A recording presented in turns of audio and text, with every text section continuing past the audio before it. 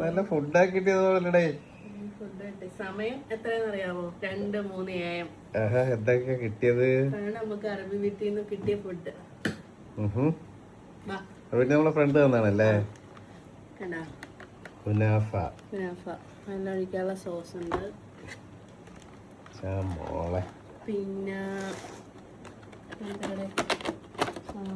Pasta. വാവ്,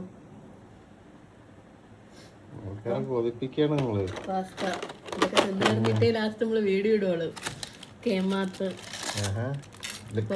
ലുക്കൈമത്ത്. പിന്നെ ഇത് soup.